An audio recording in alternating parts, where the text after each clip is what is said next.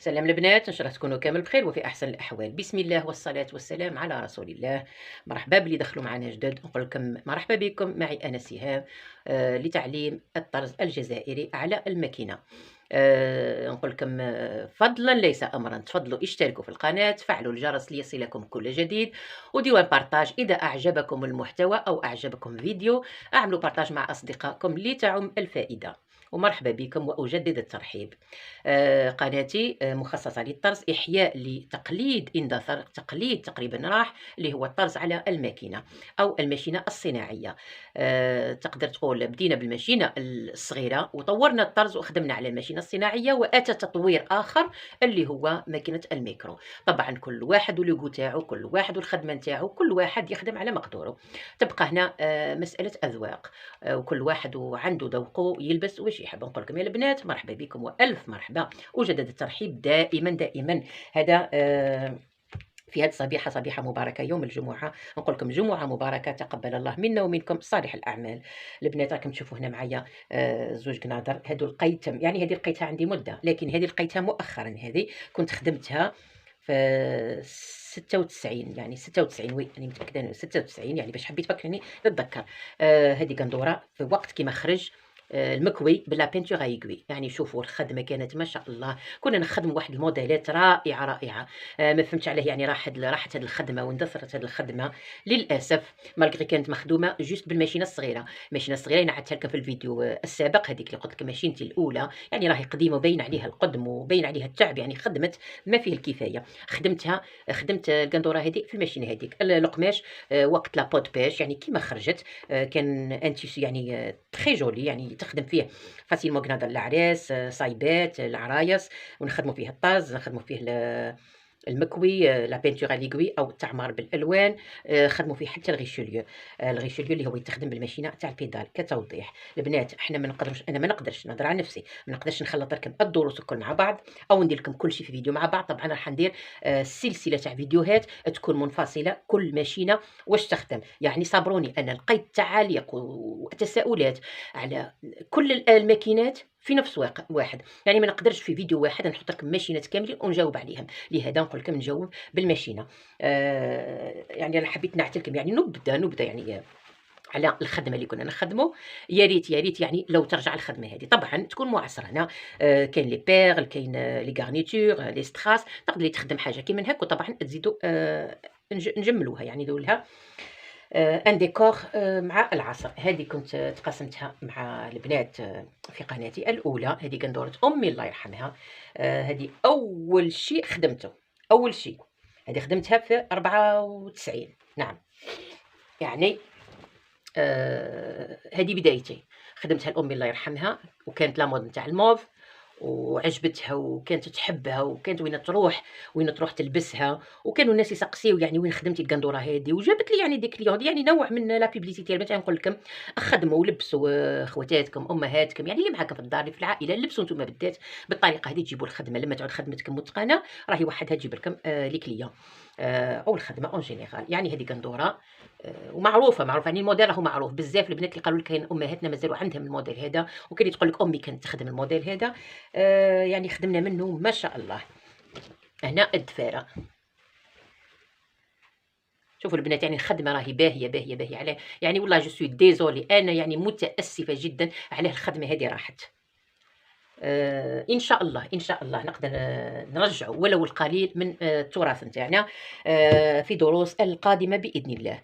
بعض التساؤلات جاتني على الماشينه تاع الطرز، كيفاش نعرف ماشينه. كاين ناس درك ما يعرفوش وما يفرقوش بين ماشينه اللي تخيط برك وماشينه اللي تخيط وتطرز. يعني نقصد الزيكزاغوز اللي هي تخيط وتطرز، والدروات.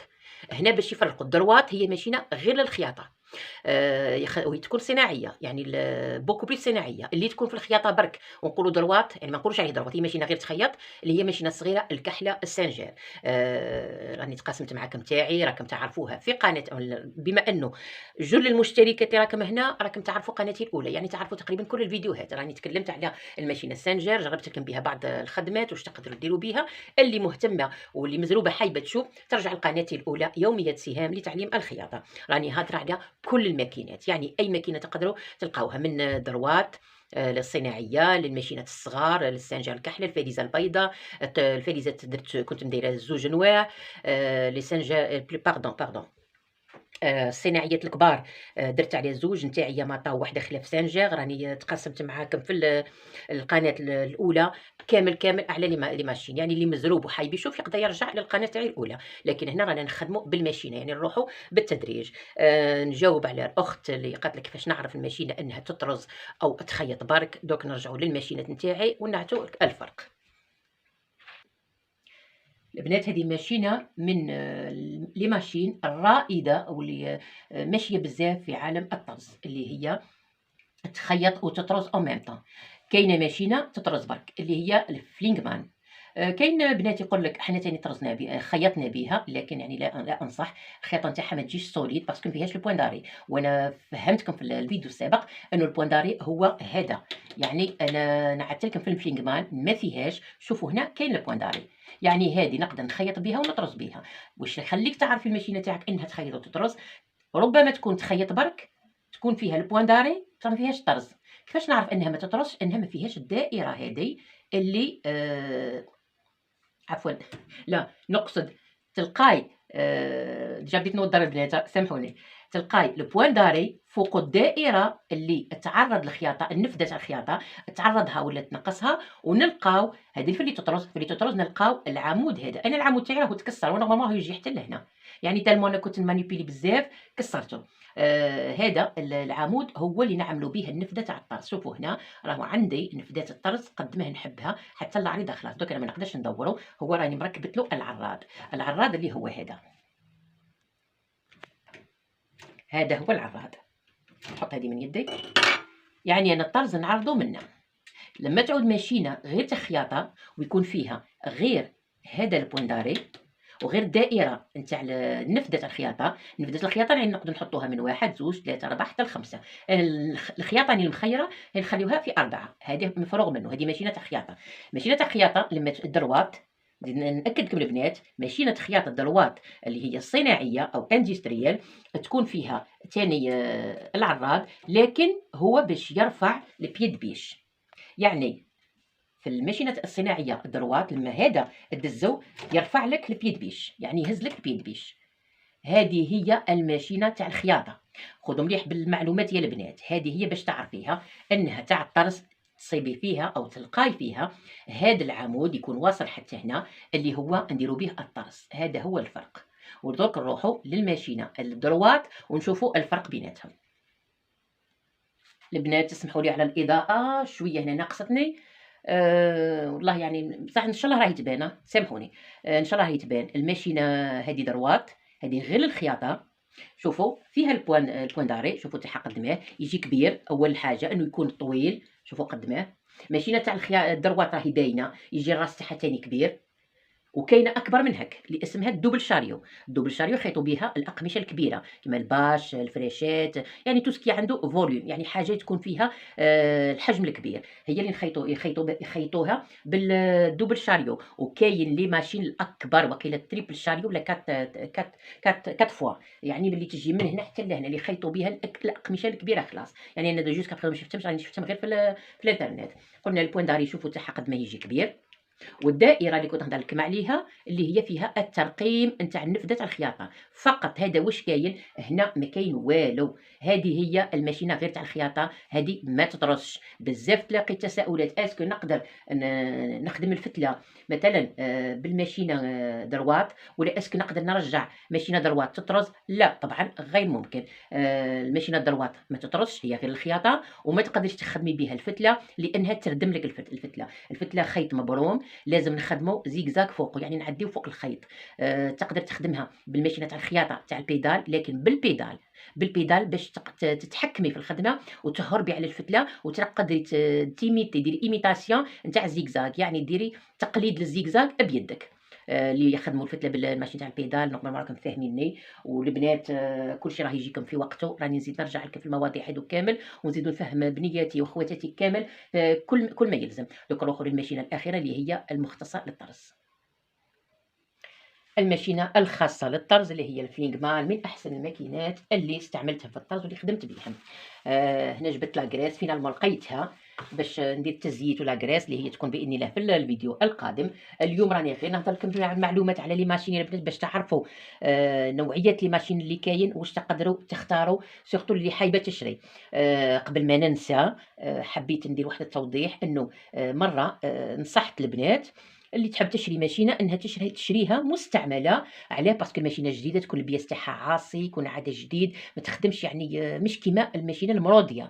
الماشينه اللي تكون عامله خدمه يعني ماشيه، البياس تاعها يملاس يعود يزلق، الماشينه تاع الخدمه تاعها تكون اسهل. انا لما قلت هكا كاين بنات ما يعرفوش، كاين الاخواتات ما عندهمش يعني خبره في الماكينات. لما نقول لهم شي وحده قديمه تروح تشري وحده مهريه طايبه فضت عمرها، ومن بعد تلقى فيها مشكل. هي اللي بغات تشريه للسعر ربما يكون يعني معقول، لكن تحصل فيها انها ما تقدرش تخدم بها اليز، تكون فريمون بلوكي، يكونوا بالك فيها بعض البياسات مكسرين. خاطر لي ماشين هذو اللي كانت كسرت لك حاجه رقيقه صغيره صغيره سورتو من تحت في الشاريو من تحت ولا في البواطي تاع لاكانيت اللي كانت تشطات ولا تكسرت حاجه سي بون راهي ما تخدمش وتقطع الخيط طول الوقت. البنات انا يعني هضرت الهضره هذه، لكن راني نقصد هذا في قناتي الاولى راني نقول لكم هي مليحه كي تشري ماشينه مستعمله على اساس ما تكونش خادمه بزاف. كيفاش تعرفوا الماشينه انها خادمه بزاف؟ لما تلقاو هذا السطح نتاعها هنا الصبغه راحت، هنا اعرفوا باللي الماشينه راهي خادمه. تاعينا راهي خادمه والصبغه راهي راحت، بصح هذه من نوعيه جيده، هذو من دوريجين يعني هذو من الملاح. يعني وخرجوا فيهم يعني خرجوا فيهم دي كوبي، لكن انا ما نقدرش نقول لكم يعني كاين بنات بزاف يبعثوا لي على الميسنجر اسكو هذه حره هذه كوبي. والله البنات انا ما نقدرش نفيدكم. كاين هنا واحد لي نيميرو روحوا دخلوهم. انا بنيت كهضر ليا قال لي كاين النيميرو روحوا دخلوه اسمه النيميرو دو سيري، روحوا دخلوه في الانترنت اللي كان خرجت لكم في السيت نتاع لا مارك بالذات راهي ماشينه حره. والا كان لقيتو ما كفيهاش نيميرو دو سيري ماهيش حره. هذا واش نقدر نقول لكم على نوعيه لي ماشين تاع فليكمان. سو كيف كي راح تشريو اون ماشين تولهوا يا البنات انها ما تكونش مهريه، ما تكونش طايبه، وما تكونش فاضه عمرها. يعني استعملت لكم كل اللهجات نتاعنا احنا الجزائريين باش تفهموا عليا.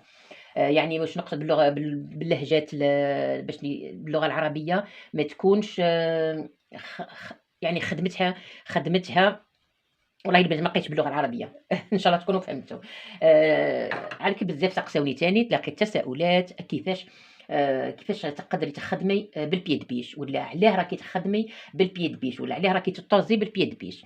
البيد بيش يا البنات انا نستعملو لما تكون عندي فوليوم كبير تاع طريزه ونعود مزروبه ونحب نزرب. البيد بيش يعاوني في واش انه يحكم لي القماش. مش انا ما نضطرش انا اللي نقعد حاكمته لما نستعمل القرقف. القرقف لما نديرو رانا نحكمه بيدينا، يعني عندي يدين نقعد نحكم القرقف ونقادي فيه. لما نستعمل بالبيد بيش هو يساعدني، هو ينحي عليا نص الخدمه. ولما تعود عندي نقله كبيره نستعمل البيد بيش هكا باش نزرب فيها.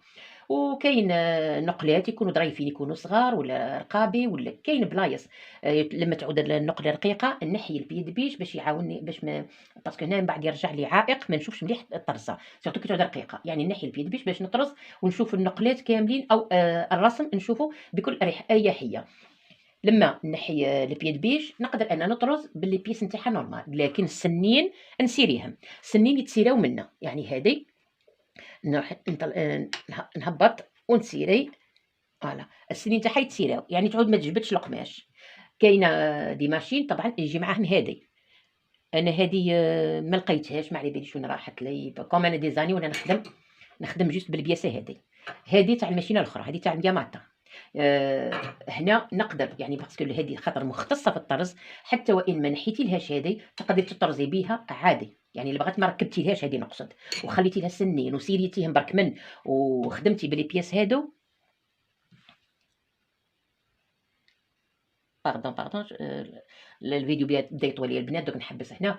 قلنا اللي بغات ما ركبتيش لا بياس هذه تقدري تطرزي بها بكل اريحيه لانها مختصه طرز، والطرز تاعها بروفيسيونيل ومليح بزاف وشباب بزاف. يعني ما شاء الله اللي انتريسي يتعلموا الطرز نقول لهم من الاحسن تعلموا على ماشينه صغيره حتى تحكموا يديكم ولي تكنيك تاع الطرز، ومن بعد روحوا الماشينه الكبيره. هذو اللي عندهم لي ماشين صغار من الاحسن. اما الاخت اللي حابه تتعلم تطرز وحابه تشري كاريمه نقول لك شري وحده كبيره اللي بغات مستعمله، لكن مستعمل نظيف. راني يعني نأكد عليه لازم تكون يعني مش خادمة بزاف، ويجربوها لك سوغ بلاص وتقعدي أنتِ تاني وتجربي سوغ بلاص، الماشينة تمشي مليح تبداي تخدمي، وكل وحدة وقدراتها، كل وحدة وتشوف روحها واش راهي قادرة تخدم، اسكو راكي قادرة تتعلمي ديريكتومون على ماشينة اندستريال ولا كتشوفي روحك تهابي وما تخافي ولا تخافي يقول لك يديك باسكو يديك راهي البراهي تديهم لك، إلا شفتي روحك تخافي استعملي وحدة صغيرة راهم يعني ماهمش غاليين بزاف تقدري تتعلمي فيها بكل أريحية. البنات نظن أني وفيت على كل الموضوع نتاع لي ماشين، نقول لكم إلا عندكم تساؤلات خليوهم لي في التعاليق، ونقول لكم جمعة مباركة، يوم جميل، يوم موفق، ومع السلامة.